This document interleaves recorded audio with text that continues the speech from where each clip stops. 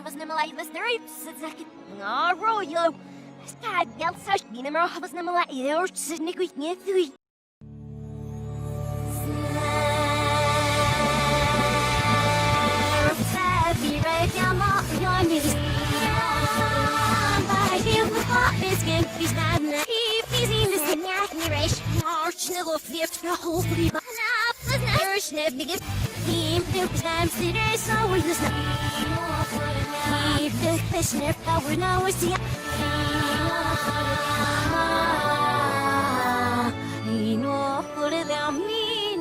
Hello and welcome to the second episode of the Friendship Rewind, where I look back on every episode of the hit animated series My Little Pony: Friendship is Magic. I'm your host, Alex Inman, just a guy living in Northern California who wanted to look back on one of his favorite shows and also have something to do while he's stuck at home. Today we go into episode 2 of the show, which is the second part of the first episode of the show, titled Friendship is Magic, and I forgot to mention last week that this pilot episode is written by the creator of the show, Lauren Faust herself. And without any more preamble or intros, let's get started with Previously on My Little Pony. It's a Previously On segment which goes through the main points of the first part of the episode, where Twilight's looking up Mare and the Moon, she gets sent off to Ponyville, she meets everyone, and now we get back to Nightmare Moon coming back and starting to wreak some havoc. Seize her! Only she knows where the princess is! Stand back, you fools! Nightmare Moon uses lightning to shoot down some royal guards before escaping the town hall in a cloud of darkness. Rainbow Dash chases after, but then quickly loses sight of the cloud, and then she notices Twilight going back to the treehouse library. Twilight is frantically looking through books trying to find out what to do, and then Rainbow Dash comes in and starts to interrogate her. And just what are the elements of harmony? And how did you know about Nightmare Moon, huh? Are you a spy? Whoa!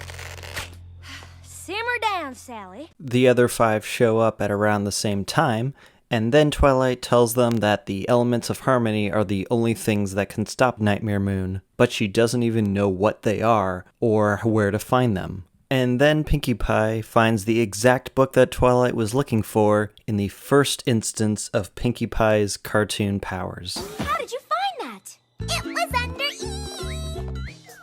Oh. Twilight opens it up and reads all new details about the elements of harmony. In an incredibly subtle bit of scene blocking, the 5 new friends of Twilight are lined up in the exact order of the elements as Twilight is reading them, punctuated by a little chime sound effect. Kindness, laughter, generosity, honesty, and loyalty. The 6th is a complete mystery. It is said the last known location of the 5 elements was in the ancient castle of the Royal Pony Sisters. The dark cloud of Nightmare Moon overhears this before flying away to plan something evil. And then in a really great scene transition out of the library, we're introduced to a location that we will be visiting many, many times in the series. The Everfree Forest. Twilight, being the total nerdy loner that she is, wants to do this all on her own, but at the insistence of Applejack, the 6 ponies venture out into the dark Everfree Forest. You start to get a little information about Everfree Forest. Applejack says that it's not natural and it doesn't work the same way as the rest of Equestria, which we will discuss later on in the series, before Rainbow Dash decides she wants to scare everyone. No, Pony knows. You know why? Rainbow quit it. 'Cause every pony who's ever come in has never come out. And then boom, the ground crumbles away as caused by the dark cloud, and we're suddenly in an action scene in a My Little Pony show. The 2 Pegasus ponies, Fluttershy and Rainbow Dash, have to now save the other 4 non-flying ponies before they fall off a huge cliff. Twilight makes it to the cliff's edge, back legs dangling off, with Applejack then needing to hold her up. And then Applejack tells Twilight to let go.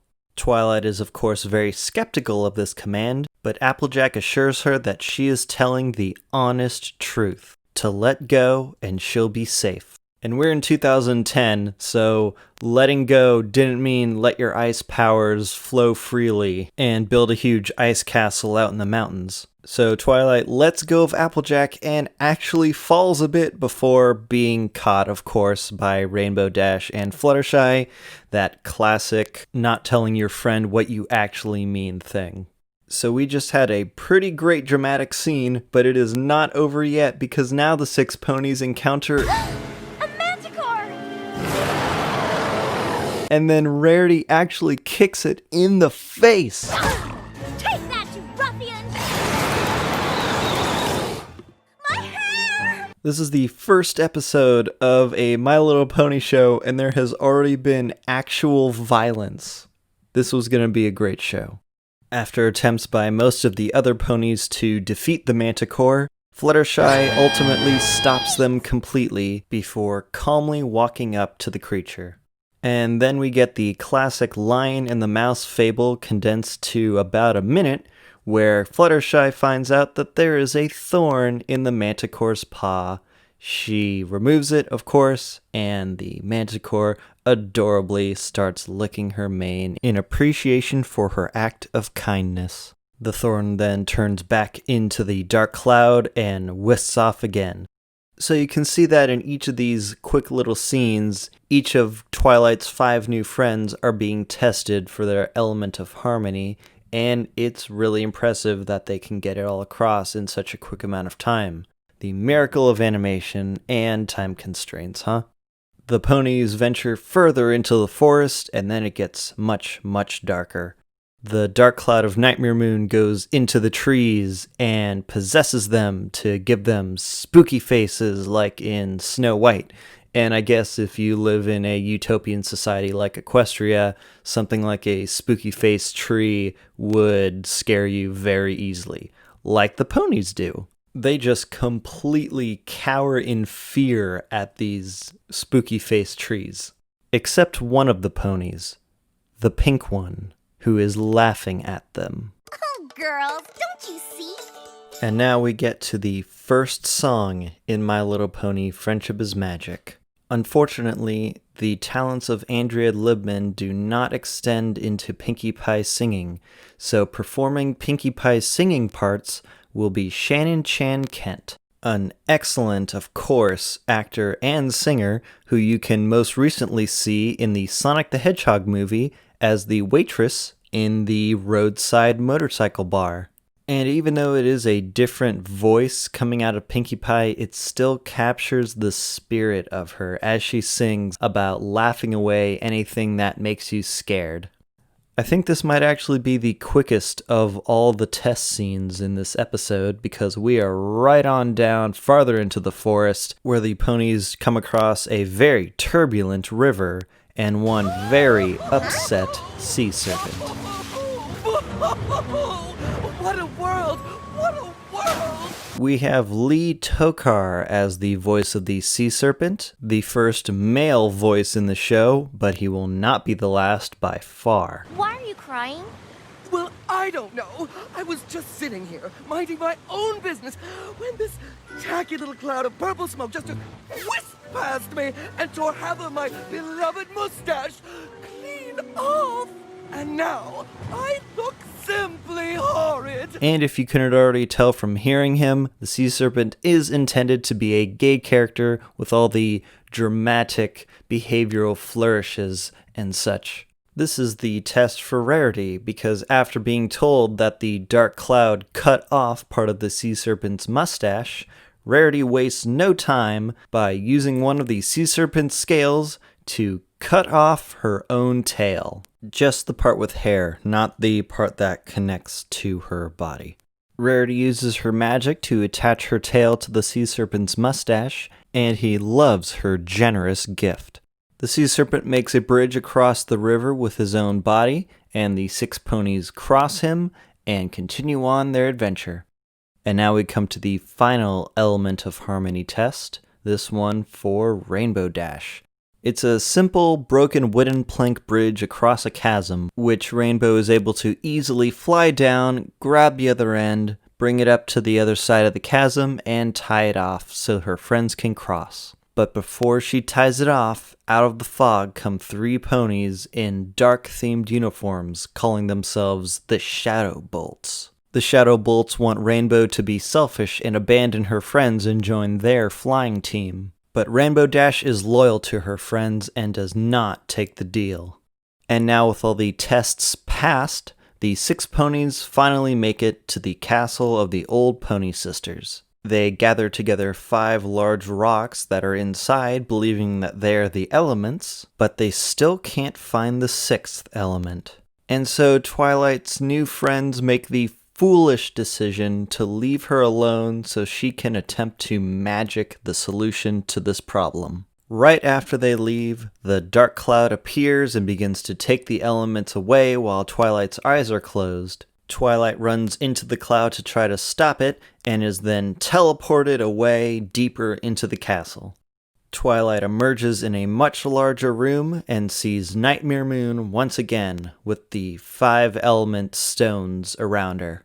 And then Twilight starts charging full speed at Nightmare Moon before finally teleporting behind her to get at the stones. She tries to ignite the spark that the book says will cause the 6th element to appear, but it seems that it just doesn't work. Nightmare Moon breaks the stones into pieces, and Twilight's spirit is crushed. That is until she hears her friends coming up the corridor to save her, which causes her to have a revelation, and it causes her eyes to get super big, and within them, a spark. You think you can destroy the elements of harmony just like that?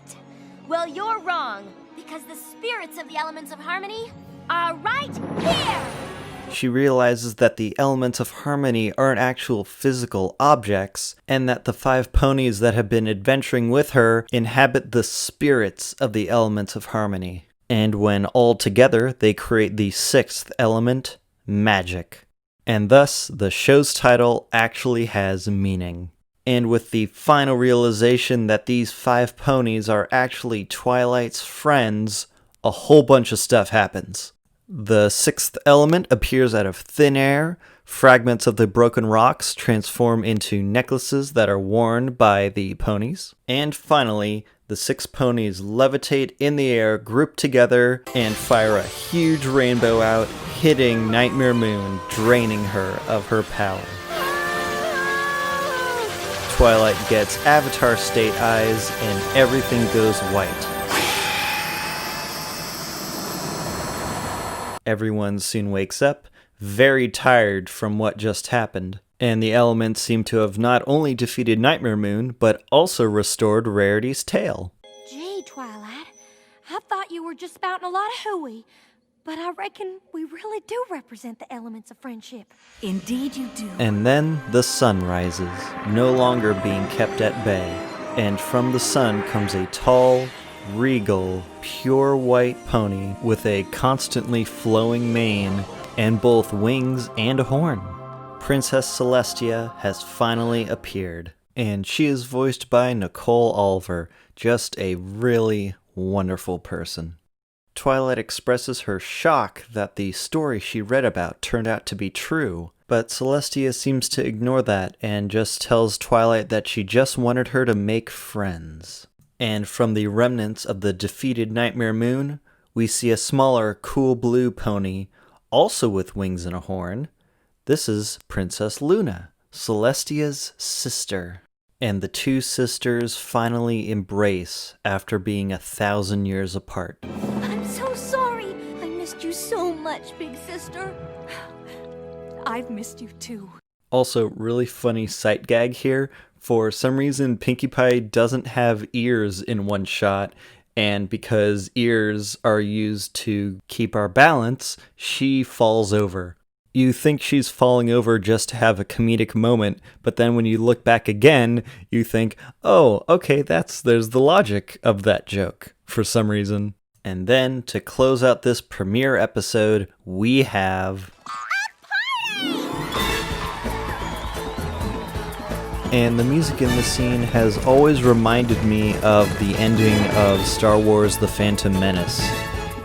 So, with all the pomp and circumstance of the ending of Twilight's quest, Twilight then expresses to Princess Celestia that she's sad that she now has to leave all her friends. And so Celestia decrees that Twilight shall continue learning about friendship while she lives in Ponyville from now on. And I love in the final testament to how nerdy Twilight is that she can't make her own decisions without Princess Celestia commanding her to do them. And with that, we have come to the end of the first episode of My Little Pony: Friendship is Magic. This episode was the start of a 9-year journey that no one thought would last that long. And looking back on this episode now, it's really great to see the engaging characters and action-packed stories being there from the very beginning. So that's what I thought about that episode, and I can't wait to hear what you think about that episode, so leave a comment wherever you're listening to this on, and also give ratings so that I can appear more popular than I actually am. You can tweet at me. I'm at InmanAlex, INMANALEX. And again, thank you so very much for listening and coming on this journey with me. And I can't wait to be there with you next week for the next episode of the Friendship Rewind. Thank you for listening. And don't forget to vote.